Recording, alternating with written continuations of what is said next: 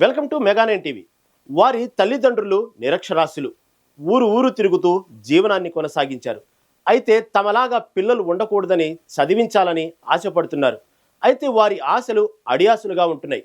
వీరికి birth certificate లేకపోవడంతో ఆధార్ కార్డులు ఇవ్వడం లేదు. దీంతో చదువుకోవాలనే ఆశ ఉన్న బడి మెట్లను ఎక్కనివ్వడం లేదు. వీరి భవిష్యత్తు ఇప్పుడు అంధకారంగా మారింది.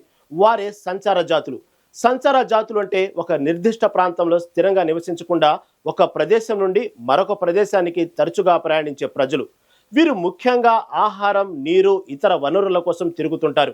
వారిపై స్పెషల్ ఫోకస్.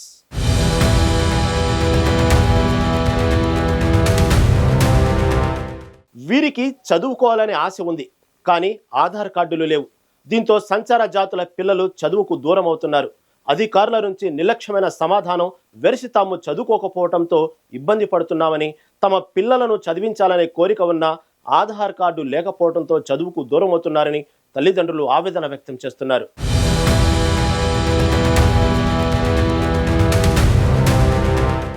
ఉమ్మడి కరీంనగర్ జిల్లాలో పెద్ద ఎత్తున సంచార జాతులు ఉన్నాయి. వీరు ఊరు ఊరు తిరుగుతూ ఏదో పని చేసుకుంటూ జీవనాన్ని కొనసాగిస్తున్నారు. అయితే ఇందులో చాలా మందికి బర్త్ సర్టిఫికెట్ లేవు. ఇప్పటికీ కొంతమంది మహిళలు ఇంటి వద్దనే ప్రసవిస్తున్నారు. దీనికి కారణంగా పిల్లలకు బర్త్ సర్టిఫికెట్ ఉండటం లేదు. ఇప్పుడు వీరు పాఠశాలకు వెళ్లాలంటే ఆధార్ కార్డు ఉంటేనే పేరుని ఎన్రోల్మెంట్ చేస్తున్నారు. కానీ ఆధార్ కార్డు లేదు. దీంతో పిల్లలు కొన్ని రోజుల పాటు పాఠశాలకు వెళ్లి బడి మానేస్తున్నారు.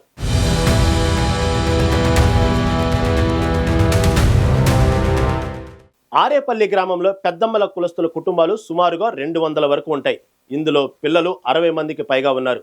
వీరంతా కూడా 10 ఏళ్లలోపు పిల్లలే. ఎవరికి ఆధార్ కార్డు లేవు. దీనికి కారణంగా చదువుకోలేకపోతున్నారు.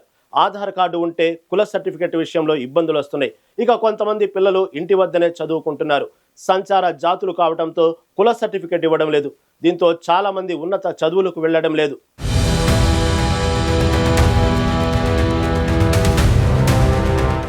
ప్రభుత్వ హాస్టల్లో చేరదామంటే మళ్ళీ ఇక్కడ కూడా ఆధార్ కార్డు సమస్యే. దీని కారణంగా ఇంటి వద్దనే ఉంటూ కూలీలుగా మారిపోతున్నారు. ప్రభుత్వం ఓవైపు బాల కార్మికుల నిర్మూలన కోసం వివిధ కార్యక్రమాలు నిర్వహిస్తే ఇక్కడ మాత్రం ఆధార్ కార్డు లేకపోవడంతో బాల కార్మికులుగా మారుతున్నారు. ఈ విషయంలో అధికారులు జోక్యం చేసుకుని ఈ పిల్లలకు చదువుకునే అవకాశం కల్పించాలని కోరుకుందాం.